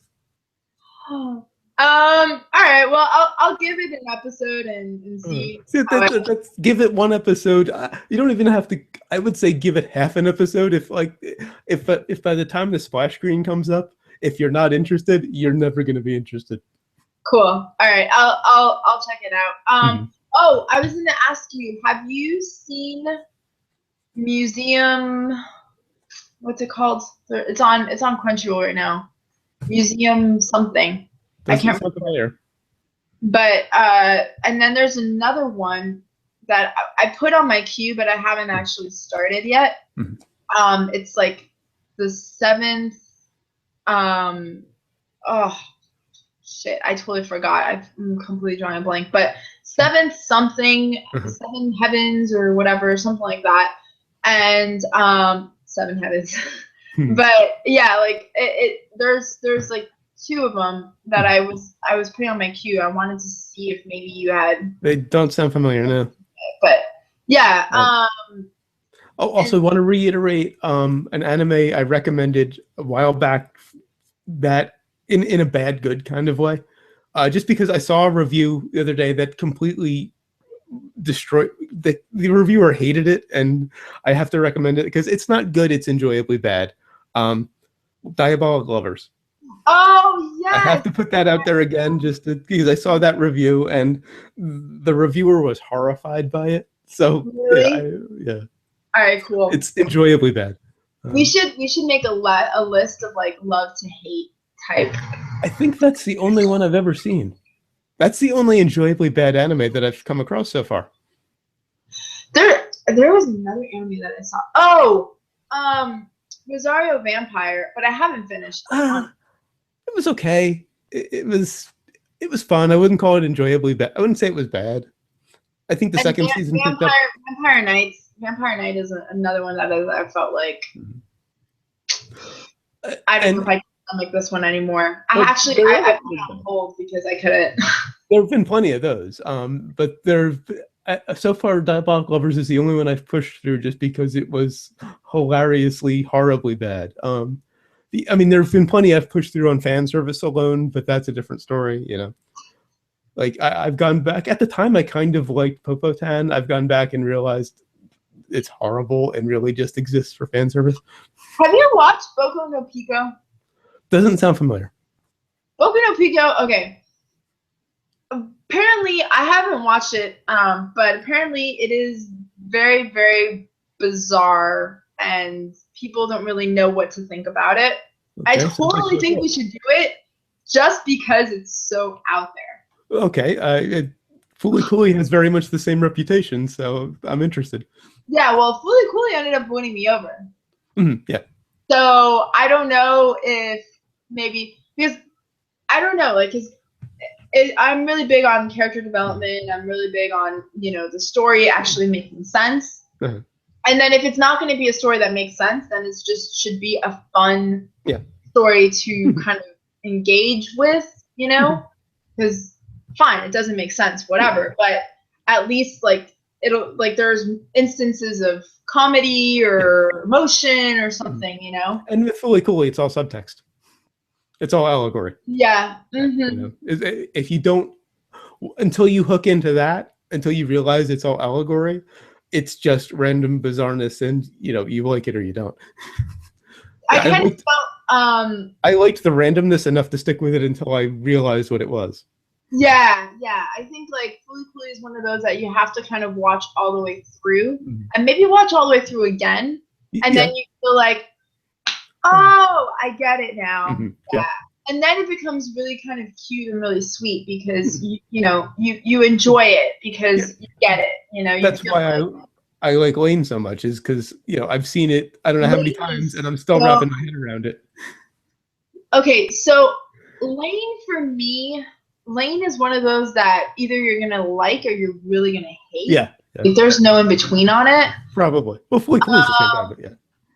Lane, the character of Lane, she started to really annoy me. Like, I can see that. Annoy me, and I was like, all right, girl, you need to like shit or get off the pot. Like, you need to stop being this little fucking bitch and just do it or not. Like, stop jumping on the fence. Stop being on the fence about things. Make a decision. I don't like characters that don't make decisions. Well, I think, and I'm sure we'll cover Lane eventually, but well, that was the contrast between the two lanes, because one lane was very sort of wishy-washy and ineffectual, and the other lane was just straight up evil. Yeah. So that's a little bit of a spoiler, but for me, I preferred like the lane that was more evil because at least I could like. Yeah, at least she did something. She's got a point. Like, she's got a purpose and she's going for it, and that's it. Like I would much rather have a character that's just like direct than one that's like, not really sure. Should I do this? Like, oh, shut up. Like it kind of not really in the same way, but there's an anime called Death Parade. I don't know if you've heard of it, but it is so good. So freaking good. I would love them to have another season. Like seriously, do you remember that I posted it like 2 days ago? That list of like people who really really love anime and like their problems. I have that problem. Like I seriously have that fucking problem. I finished the show and I'm like, what do I do? Like what? I don't even know. Like I have a problem because I realize that I really love anime so much that after I finish the show, I better have another anime lined up for it because. I think most of the ones I really like my tops, either wrap up completely, like Fully Cooley Lane, or Paranoia Agent, or there's so obviously going to be more like Titan. Like there's no way there can't be another season of Titan. Okay, I gotta say this. As much hype as Titan has, I am so annoyed with the last episodes of Titan. Like, it was so obvious who that character is. Like, so obvious that it was I bought the head fake. I didn't realize. I had completely they didn't. Slight spoiler. I'll try to be as unspoilery as possible. Yeah. We hadn't seen her since like episode 3. Dude, it was so. I completely forgot about her. It was so obvious. My only thing is, and this is where I like Titan, is that there's more to the story. You know, like obviously there's somebody who can make Titans or something going on more to the story than just there are these Titans and they're running around and they're killing humans. Like that, we do have to do Titan at some point. I've been avoiding. I'm not really that into manga, so I don't really know that story. But I've accidentally read a bit too much on the wiki about a few characters, and I'm just really interested in where that's gonna. Well, particularly where it's gonna go, but particularly the role of Aaron's father, because I know he's involved somehow. Yes. I definitely want to see where they go from there with that. He gave Aaron an injection and left town right before it happened. Yep. Yeah, absolutely. For sure. Like I think he's like a main root or something. I have my theories about, where, but how it ends, but let's not go down there. Yeah, we can do that when we talk about Titan. We definitely have to put Titan on our list, and we should, because what is it? Next year, season 2 comes out. Is it next year? Okay, it's been supposedly in the winter, I want to say, of next year. Supposedly. Okay, so winter season of next year. That means this coming January. Yeah. Less than a year. Nice. Right. So we have Star Wars and then season 2 of Titan. Huh? So it's Star Wars and then season 2 of Titan. That's awesome. Yeah. I think that's what I heard last. So, what was I going to say? There was so Titan. I have that problem with, because that whole bit. But point of the matter is that like I completely identified with that, because when I watch a show, either it has to have like a really solid ending. By the way, did you finish Knights of Sidonia? Not yet. Kind of still working my way through. Again, it was you got it kind of got pushed aside with the computer issues, but yeah, I'll get to it. Oh yeah. No, definitely finish that because it's awesome. It's really, really good. Like I said, the way that they end it was perfect, because worst case scenario, you can't get a season 3. Best case scenario, it's a complete story. If they can't get a season 3, it wraps it up nicely. That's good. That is my thing. Like if I can't get another season out of you as a show, wrap it up. Okay. Yeah. If you wrap it up. Yeah. But don't do it sloppy, where there's like a million freaking holes, and it's just like, well, plot device because story. Yeah, I can't think of any examples pure offhand, but I know there are so many cases of like 3 or 4 episodes from the end, they realize, okay, we need to get out now. Yeah. And all of a sudden, lots of shit happens way too quickly. Like for me, Zenkyo no Terror. Zenkyo no Terror was an amazing anime. I totally cried like a child at the end of it because it was absolutely beautiful. The ending is beautiful. My issue was the middle.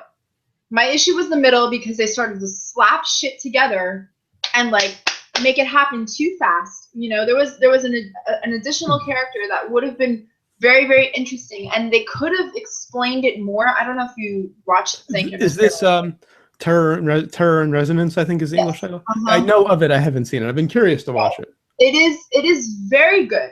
Okay. I would say it ranks up there. It's a really great anime. I don't necessarily put it on my top, but I would definitely say it's one of the most memorable anime I've watched because the message is the most beautiful message that makes you just melt, you know, because it is so. Huh? Always a good thing. It is very, very. I don't know what word to say. Like just very honest, very real, very. Anyway. Yeah. That's it. Yeah, but Thank You No Terror. Great anime. Like I said, my only issue that I really had was the middle, where they started to like slap stuff together, and they weren't really explaining everything, you know, and you kind of had to just run with it to get to the ultimate conclusion. But I felt like it could have explained a little more. And I'm sure the manga does, you know, because mangas usually have. Well, there's more space. Yeah. Right, exactly. So, but I just felt like maybe they could have had another episode or two where they kind of did some deeper explanation for things. But that said, the way the anime ended and as a complete story, it is utterly gorgeous. It is one of the most stunning anime because of that reason, you know? And the message I definitely have to check that out because it always kind of caught my attention because the premise is a really hard sell. It is a very hard sell. I haven't really seen an anime like it. I thought, I think it would be, to me, it was a hard sell because it's definitely an anime that's not at all to me that would appeal to like Shonen Jump, you know, or any of those genres that people would normally watch, like especially in Crunchyroll. Like I did not see how it would appeal. Yeah. To those unfamiliar, the main characters, the protagonists, are two terrorists. Right. And that's why it's a hard sell. Yeah, and not only that, but they actually they're not just like they're actual terrorists. Like they go and, you know, they blow shit up. But the premise for it and the way that the story unravels is very, very interesting. Like I said, it's one of the most memorable anime for me. Because it also the message, like I have to go back, the message, the final message, at least that's what I felt that they were trying to get across. That's what you interpreted, yeah. Yeah. And the soundtrack, it is utterly stunning. The soundtrack is so perfect. I vividly remember specific tracks to specific scenes in the anime. That's how good it is. And you've only seen it once? Yes. Wow. Because I can do that with Fully Cooley, but I mean, how many times have I seen Fully Cooley? Right. No, this one, I will tell you, I remember that I think the director used some band from Iceland, I want to say, and they the language, I think, is Icelandic that they use something to that effect. But and they did all the music. Actually, I almost want to add that to the list too. And this one band did all the music. Yeah. Okay, so similar to Fully Cooley with the Pillows, then, yeah. Yeah. Let me tell you who it was. Give me a second. I'll tell you right now.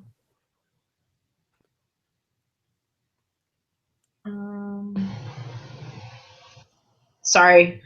I feel like we should have some like music.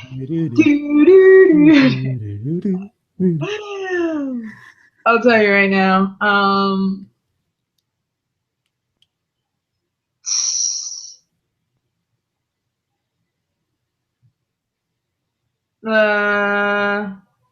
Where is it?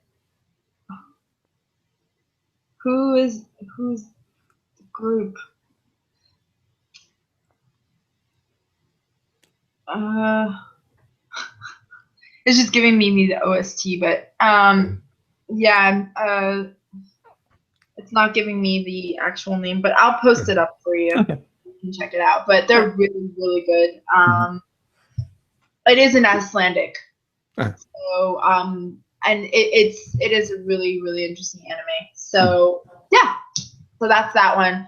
I would definitely say to add that maybe even on the list. Because it's a shorter one. Oh, okay. It's only one season?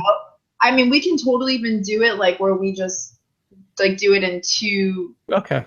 So it's one season, or is it shorter, or is it an OVA? It's one season. Okay. So, and I want to say it's, how many episodes is it? Maybe 13? Probably 11 or 12. That's typical. 11. Okay. Yeah, and it's, you know what for me is the most impressive is that it gave me such a hardcore emotional roller coaster in 11 episodes. Maybe it is really up there for me on my anime list. But yeah, it's definitely because it gives you that happiness, it gives you that sadness, it gives you that anxiety, it gives you like all of that, you know. It's very introspective, it's very like social commentary, it has all of these elements to it that to me are what make a great anime. And that was like the clear winner for that season. I can't remember even who else was there. Was it Aldnoah Zero was in that time? Was it then, or was it the same season as Parasite, or was it earlier than that? No, I think it was earlier than Parasite. Yeah, 2014 July. Maybe it was with Free. Okay. I might have been with Free. Which I've just heard they're getting. And Aldnoah Zero. I think it was with Aldnoah Zero too. I've just heard that Free's getting a 3rd season, I think, next summer, so I have to catch up. I love Free. Oh, I love Free. And I really didn't think I would love an anime about swimming that much. It was really, really bizarre for me because I thought to myself, like, this is so weird, but it was so great because it's such a coming of age story. It's so much about, like, you know, being realistic with each other, and you know, I don't know, I liked it so much. So, and there's just so much subtext that's just hilarious. Yeah, it actually reminds me of, there's a comment that somebody made where they were like, oh, what is this? Like, it was a clip of Free, and they're like, what is this gay men thing, whatever? And like, you know, all the commentary, and I of course had a comment on it. I was like, it has nothing to do with that. Like, it's all subtext. Romance, you know, it's like your bros, your homies, I don't know. And you know, like, somebody explained it, and was like, there's no actual gay homosexuality to it. You know, there are anime for that, but this wasn't one. It just so happened to be that, you know, these guys are a swim team, and they're really, you know, it's like that, you know. And somebody else responded, they're like, yeah, I'm on a swim team, and that's exactly what it's like, you know. But the subtext is there, and it has to be intentional, because that's what 50% off pulls from. They're just commenting on the subtext. I know. Their characterization of Makoto is in the show. Oh my god, yes, it's so true. I mean, Nagisa, they kind of go over the top with. That's you know, something else. But okay, Nagisa's so good. Oh yeah, like, 50% off with Nagisa is amazing. Job with Nagisa, like, it's so good. And Haru-chan is. They do a great job with him, because that's really kind of how I see him as a character. Yeah. Those two characters, they kind of went off in a different direction. Ray is kind of bland to begin with. He's kind of bland in both shows. But if you watch 50% off with the watch Free with the 50% off version of Makoto in your head, it matches perfectly. No, it does. He's like, hey, I just came in because I want to see you in a swimsuit. I'm like, what? But it's so true. It really is. All right. So, anything else to add? That's it. And it's getting a bit late, so. I know. Well, but I'm so happy because, like, we haven't been able to, like, have a hangout. It's been a few weeks. Yeah, like, what was it? we were supposed to do last week, and Yeah, then we missed last week because we were both having issues. I think we did the yeah, week before. I yeah, think we it's been did. 2 weeks. Oh, has it been? I think it's been 2 weeks, or maybe 3. It hasn't been more than that. So next episode, I don't know, or next 16, time, 17, 18. yeah, and then maybe Tuesday. Okay, I don't know. we'll shoot I'll for have to Tuesday. let you know, like Okay. Tuesday or Thursday. Like it really depends. I'm traveling again. Well, not Okay. traveling, but I'm going back and forth. Uh-huh. Like I told you earlier. So No, family it issues, yeah. kind of depends there. I'll have to let you know. Mhm. So Well, yeah, your family's. I'm assuming this is your family issues. yeah. And how far are they away? No, not that far. It's just Okay. It's just going to be back and forth. going back and forth, and Mhm. so having to take care of that. Yeah. So, but that said, Mhm. for sure next week at some point we'll be able to. Very good. So I'll let you know. And I'll post about prison school on in the community. I'll post at least the trailer or the PV or what they call it. Yeah, So. I'll post the song for Zen. Okay, good. Sounds good. To you. All right. So, all right, I'll see you next time. Have a good night. Have a great rest of the week and weekend. You too. Bye. Bye.